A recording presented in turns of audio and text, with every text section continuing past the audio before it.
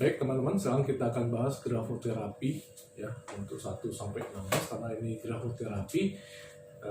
Kita berandai-andai ya dari hasil grafogramnya bahwa hasilnya merah semua. Ini karena kita harus membahas perubahan dari semua aspek ini dari merah atau kuning menjadi hijau ya. Untuk aspek yang pertama, kondisi kesehatan ya. Secara teorinya itu kan melakukan perubahan tekanan ya, dan ingrowth kalau ada, bercak putih kalau ada.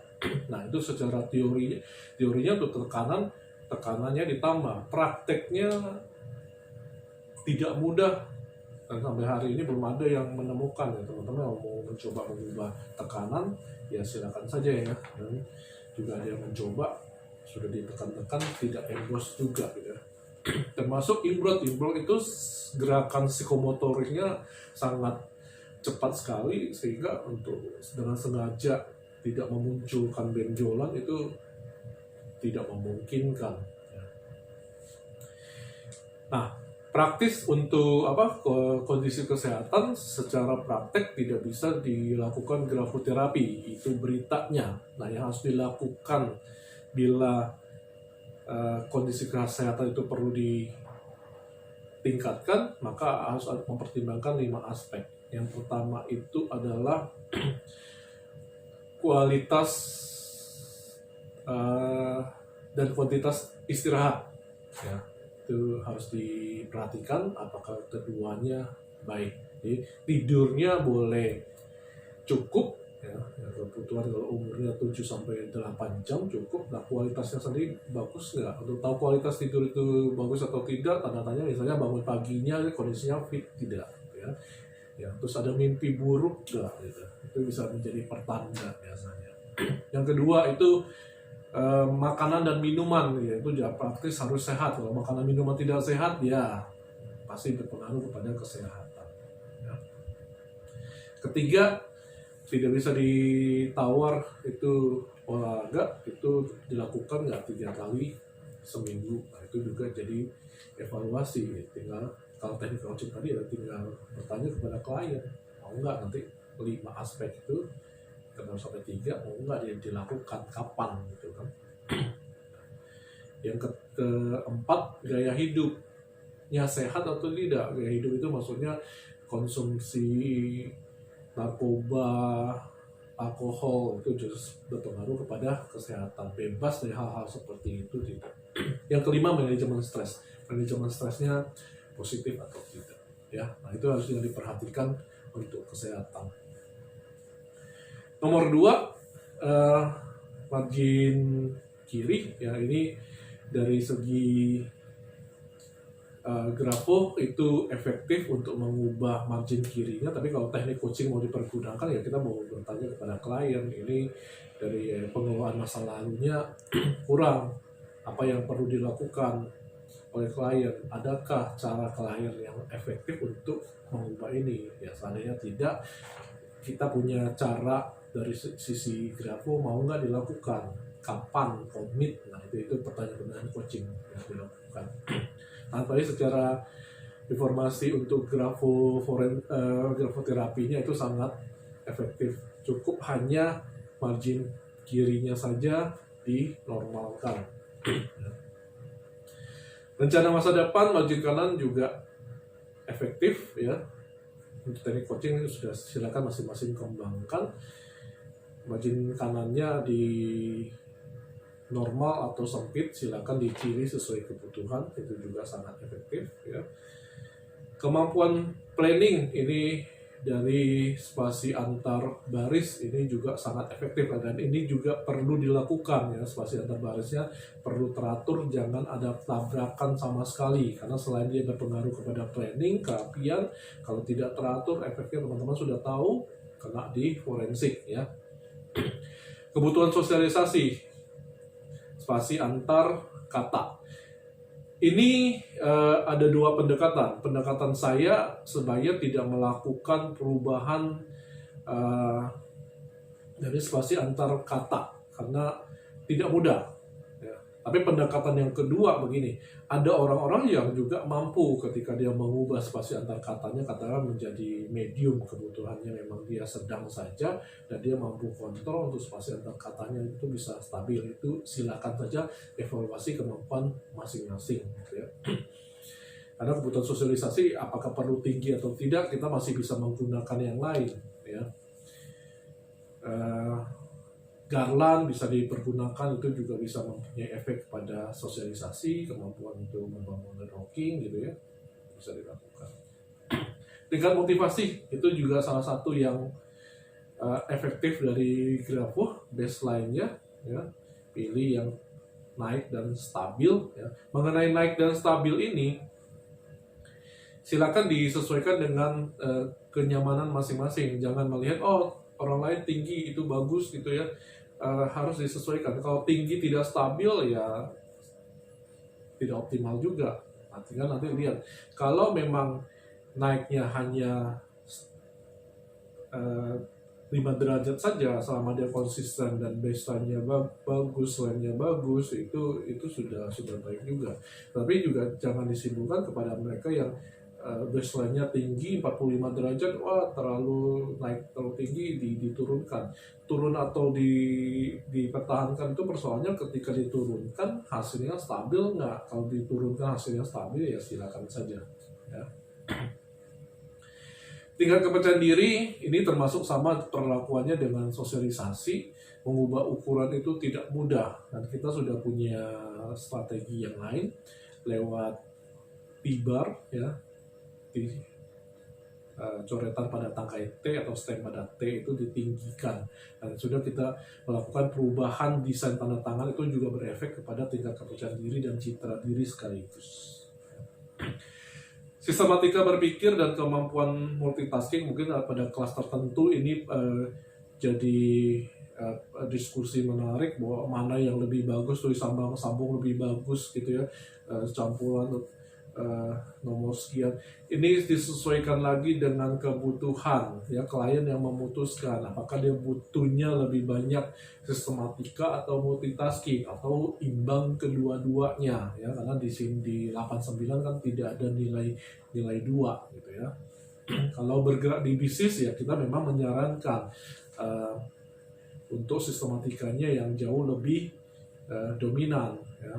Jangan sampai jadi pebisnis tapi hal-hal yang sifatnya multitasking masih dikerjakan. Boleh nggak boleh, tapi jangan sepanjang waktu.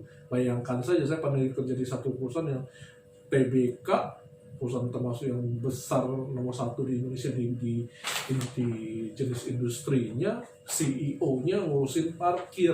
Nah itu kan keterlaluan. Ini bukan contoh yang diada-adakan, memang seperti itu. Saya harus mengatakan, Pak, Bapak nggak sayang gaji saya, harusnya urusan perparkiran itu di bawah personalia, di bawah jumlah resource dikerjakan oleh CEO gitu. Saking dia multitaskingnya yang dominan gitu ya. Jadi sesuaikan dengan kebutuhan dulu. Jangan berpikir sisi baiknya itu dalam satu konteks ya. Untuk IQ banyak yang melakukan terapi dan melakukan perubahan daya tangkap, daya nalar ya, baik di perubahan huruf-huruf yang tajam seperti MN gitu atau K yang angka 8 ya. Itu banyak yang melaporkan terjadi peningkatan kemampuan daya logika, daya tangkap, nalar ya. EQ itu nomor 2 pentingnya dalam grafo ya, selain itu tegakkan ya. Kalau nomor 2 ditanya nomor 1 apa, nomor 1 kembali ke kondisi kesehatan yang kaitannya dengan trizone ya. Walaupun tidak disebutkan dalam grafogram sebagai terapi khusus, kita sudah sepakat bahwa trizone itu harus proporsional atau melebihi proporsional, tidak lebih dari 20%, itu masih diperbolehkan ya. Keterbukaan pada kritik ya, itu perlu dilakukan. Habisin energi untuk tersinggung pada orang ya, dengan adanya D atau T yang ada loop, D-nya tangkainya hilangkan loopnya atau tangkainya rata. Banyak mungkin masih bingung dengan bikin T yang datar ya, rata gitu ya. Dia berpikir kalau apalagi kalau sambung harus bikin begini, enggak, bikin perut tarik tangkai ya, itu caranya.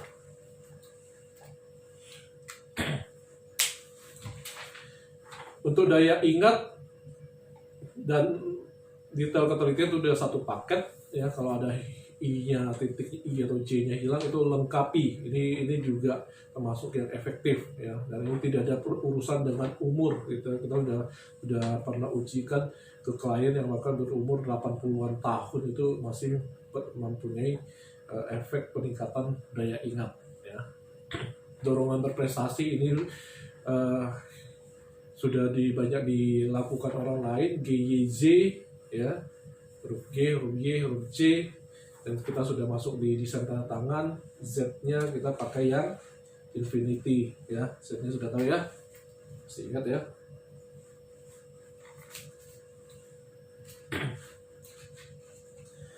Untuk grafogram yang terakhir, kejujuran dan integritas, ini prerogatif masing-masing ya. Kalau mau didiskusikan nanti kita akan diskusikan di malam ya. Karena kita tidak bisa, kalau untuk klien kita tidak bisa menghakimi ya.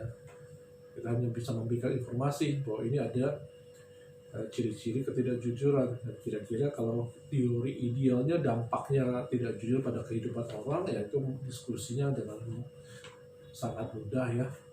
Kurang lebih itu yang perlu diperhatikan di grafoterapi untuk aspek 1 sampai 16. Tambahan untuk anak-anak. Nah, anak-anak ini juga begini. Anak-anak itu terutama yang 12 tahun ke bawah ya. 12 tahun ke bawah itu yang dipentingkan itu adalah tumbuh kembang psikologisnya ya. Banyak orang tua yang tidak sabar itu ingin menggunakan grafoterapi atau tools yang lain, ingin mengubah anaknya dengan konsep baik menurut orang tuanya. Enggak.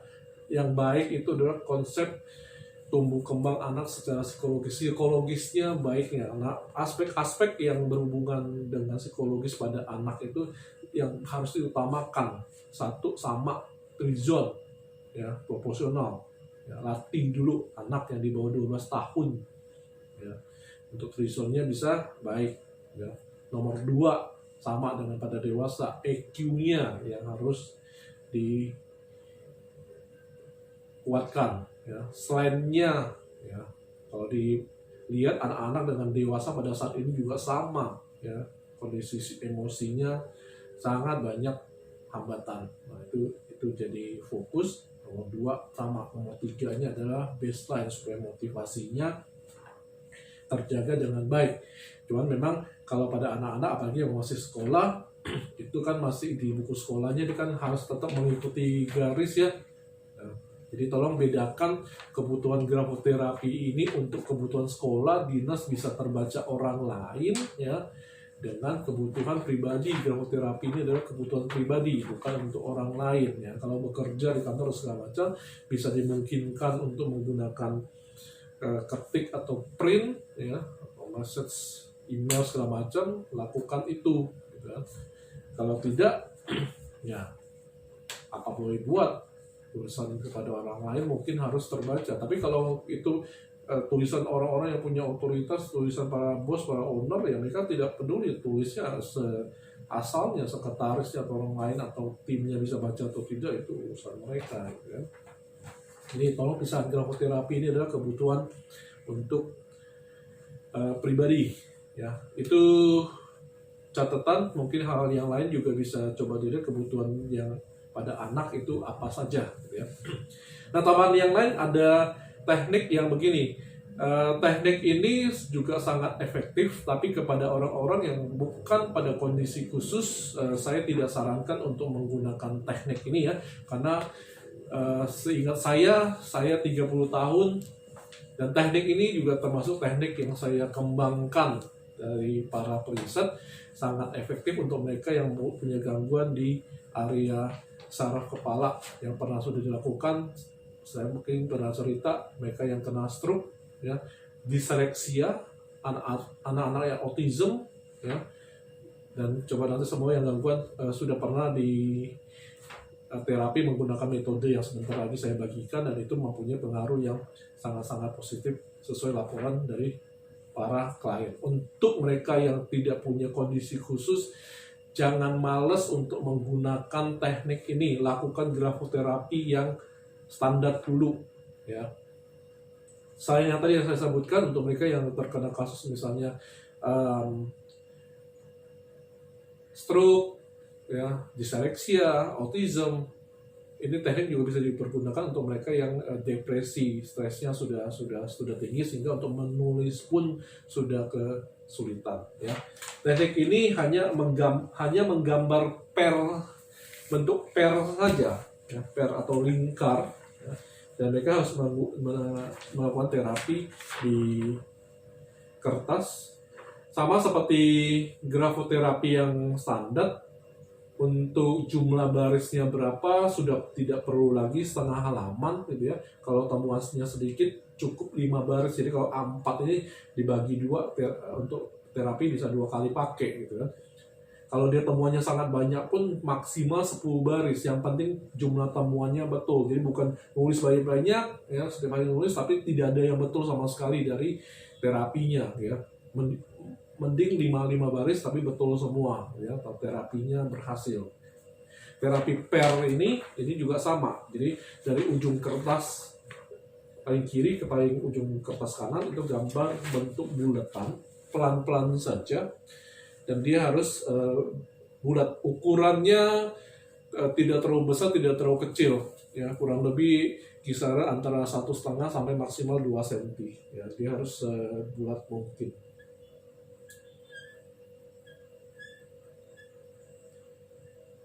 Jangan cepat-cepat ya, ini karena saya harus mencontohkan. Jadi dia harus sebulat mungkin. Kalau dia masih berupa yang lonjong-lonjong begini, ini belum efektif. Nanti di tes aja, kalau misalnya punya klien itu yang punya gangguan di kepala itu tidak mudah loh bikin per seperti ini. Hanya 5 baris saja, minimal 30 hari sesuai dengan kondisi masing-masing ya. Ya kondisinya semakin serius ya, jumlah terapinya itu semakin, durasinya semakin panjang ya. Ini tambahannya ya, untuk mereka yang mengalami tadi kondisi-kondisi khusus bisa dilakukan ya. Terutama di misalnya yang di bentuk tulisan yang mau kita bahas, covering, kesemasan, terus club stroke ya, itu tidak mudah untuk menghilangkan club stroke, covering ya. Kalau coveringnya sudah terlalu serius, itu boleh dibantu dengan terapi per ya. Demikian, ini dasar konsepnya. Nanti untuk aplikasinya kita akan diskusikan kalau ada pertanyaan. Sampai ketemu di malam pembahasan. Terima kasih.